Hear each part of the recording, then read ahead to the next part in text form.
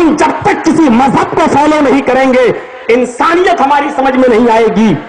یہ انسان ہی تھا جو اپنی لڑکی کو زندہ دفن کرتا تھا. یہ انسان ہی تھا جو اپنی اولاد کو قتل کیا کرتا تھا. یہ انسان ہی تھا جو اس کی عورتیں خانہ کعبہ کا ننگی ہو کر طواف کیا کرتی تھیں. یہ انسان ہی تھا جو 10 اور 15 کا جھنڈ ایک عورت کے پاس جا کر زنا کیا کرتا تھا. یہ انسان ہی تھا جو جوئے میں اپنی بیوی تک ہار جایا کرتا تھا اور اپنی بیٹی بھی جوئے میں ہار جایا کرتا تھا. ہم انسان تھے کہاں؟ انسانیت ہمارے اندر تھی کہاں؟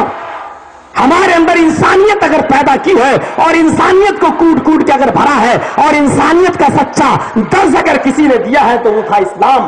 اس لیے ہمارا دھرم اسلام ہے. ہم مسلمان ہیں اور ہمیں انسان اسلام نے بنایا ہے. ہمیں انسان جناب محمد رسول اللہ کی تعلیمات نے بنایا ہے. اس لیے ہم اسلام کو فالو کرتے ہیں. یہ الگ بات ہے کہ آپ اس کو سناتن دھرم کہہ لیں, کیونکہ سناتن کا معنی جو ہوتا ہے وہی اسلام کا معنی ہوتا ہے. یہ تو میں مان سکتا ہوں, لیکن آپ یہ کہیں کہ میں انسان ہوں اور انسانیت کا دھرم مانتا ہوں, اس بات سے میں متفق نہیں ہوں. جوتے اٹھائے اور چل دیے. میری بڑی بدنصیبی یہ ہے کہ وہ بیچاروں کو اتنا ٹائم ہی نہیں ہے کہ پوری تقریر سن سکیں. میں کمنٹ نہیں کر رہا ہوں یہاں پر.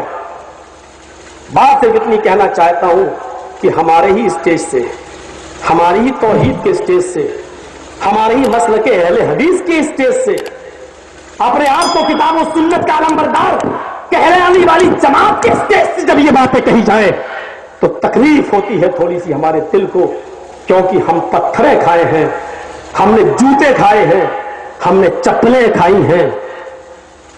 ہم آج بھی لوگوں کی نظروں میں کھٹک رہے ہیں. ہمارے اوپر آج بھی کیس صرف اس بات پر چل رہے ہیں.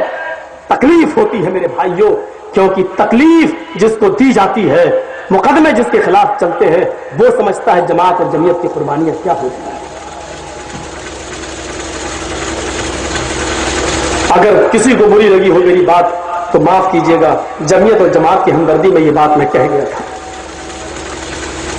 ہاں یہ کمنٹ کر سکتے ہو, جب تم ہی ٹائم نہیں دو گے تو دوسرے کو نہیں بلائیں گے, یہ آپ کمنٹ کر سکتے ہو اور آپ کی یہ بات جائز ہے. لیکن میری بھی مجبوری سمجھنے کی کوشش کرو. 1 انار 100 بیمار. ہندوستان ہی نہیں اور دوسرے ممالک میں بھی جب تک جرجی صاحب نہیں آئے جلسہ ہی نہیں ہو رہا, تو یہ آپ بھی ہماری پریشانی کو سمجھنے کی کوشش کریے. اور آج آپ کو ایک اور خوشخبری سناتا ہوں, آپ کو سن لیجئے. اب اتنا ڈیلے اور اتنا تاخیر نہیں کروں گا میں. 2 سال کے بعد جو آپ کے یہاں آیا, آج میرے پاس کیاری ٹولے کے لوگ آئے اور ٹائم لے کر چلے گئے. میں نے ان کو عید کے بعد کا ایک ٹائم دے دیا ہے اور تاریخ رکھ دی ہے 26 جولائی. 18 یا 19 کی عید پڑ رہی ہے اور اس کے فوراً بعد. اب میں نے یہ بات اس لیے کہہ دی کہ اگر اس دن نہ آ سکوں تو کم سے کم کیری ٹولے والے کہہ تو سکتے تھے. وہ جرجی صاحب نے خود اعلان کیا, اب یہ مت کہنا کہ ہم جھوٹے ہیں. آسمانی پریشانیاں کسی کے سامنے بھی آ سکتی ہیں. دعا کریے اللہ تعالیٰ ہمیں بھی صحت و تندرستی عطا فرمائے, خیر و عافیت کے ساتھ یہاں لائے, اور جس طرح یہ پروگرام کامیاب ہو رہا اللہ تعالیٰ 26 جولائی کا بھی پروگرام کامیاب فرمائے. میرے بھائیوں سنیے, عرض یہ کر رہا تھا میں کہ یہ دعا پڑھنے میں کوئی زیادہ ٹائم نہیں لگ رہا ہے.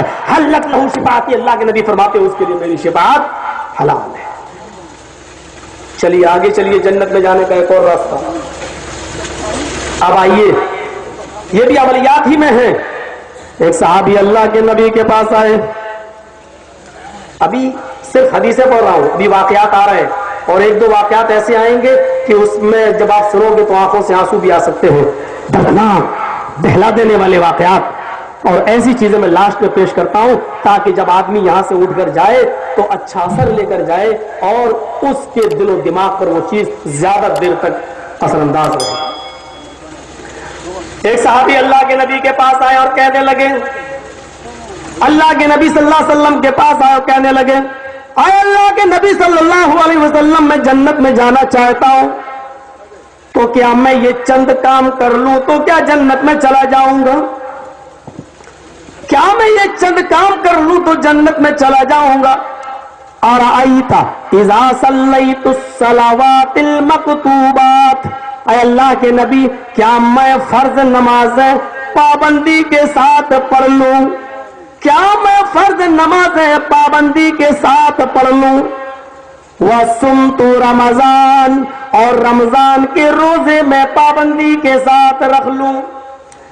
وَأَحْلَلْتُ الْحَلَالَ وَحَرَّمْتُ الْحَرَامَ، اور اللہ نے جو چیزیں حلال کی ہیں کیا میں ان کو حلال جانوں؟ وَحَرَّمْتُ الْحَرَامَ، اور جو چیزیں اللہ نے حرام کی ہیں ان کو میں حرام جانوں، ان کو میں حرام سمجھوں، ان سے بچوں؟ کیا میں یہ 4 کام کر لوں؟ اذا صلیت الصلوات المکتوبات، کیا میں فرض نمازیں پابندی کے ساتھ پڑھ لوں؟ وَصُمْتُ رمضان، اور رمضان کے روزے میں پابندی کے ساتھ رکھ لوں؟ وَأَحْلَلْتُ الْحَلَالَ، اور حلال کو حلال جانوں؟ وَحَرَّمْتُ الْحَرَامَ، اور حرام کو حرام جانوں؟ أَأَدْخُلُ الْجَنَّةَ، تو کیا اللہ مجھے جنت میں داخل کر دے گا؟ کیا میں جنت میں چلا جاؤں گا؟ کیا میں جنتی بن جاؤں گا؟ قَالَ نَعَمْ، اللہ کے نبی فرماتے ہیں ہاں، اگر تو نماز کی پابندی کر لے، فرض روزے پابندی کے ساتھ رکھ لے، حلال کو حلال جانے، حرام کو حرام سمجھے، تو تو جنت کے اندر داخل کر دیا جائے گا، اللہ تجھے جنت کے اندر داخل کرے گا۔ یہ لیجئے میرے بھائیوں، اس میں 2 چیزوں کی پابندی تو بہت آسان ہے، 5 ٹائم کا نماز آدمی پڑھ سکتا ہے اور روزے بھی بہت آسانی کے ساتھ رکھ سکتا ہے، لیکن ہر حلال چیز کو حلال سمجھنا یہ بھی کسی حد تک انسان کر سکتا ہے، لیکن ہر حرام چیز کو حرام جاننا یہ بڑا مشکل کام ہے، یہ بڑا مشکل کام ہے۔ ہمارے پاس نوٹ گن رہے ہیں، گنتی میں صحیح ہے، 1 روپیہ بڑھ گیا ہے، ہمیں معلوم نہیں یہ حلال کا ہے یا حرام کا، شک ہے، میرا بھی ہو سکتا ہے اور پرایا غیر سے بھی، حلال کا بھی ہو سکتا ہے یا حرام کا بھی۔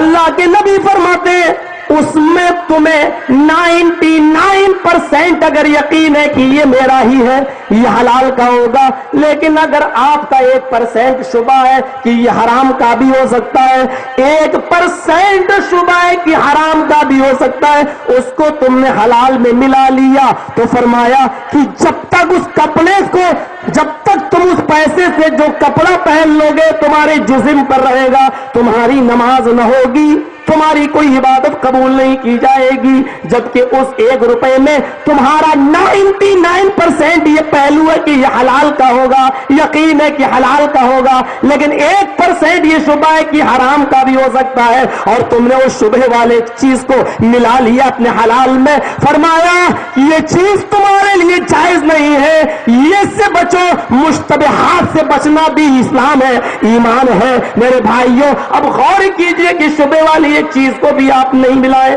99% میرا ہے لیکن 1% دوسرے کا بھی ہو سکتا ہے، آپ اس کو چھوڑ دیجئے، ہٹا دیجئے، جب تک آپ اس کو چھوڑیں گے نہیں، یہ ہے حرام کو حرام سمجھنا۔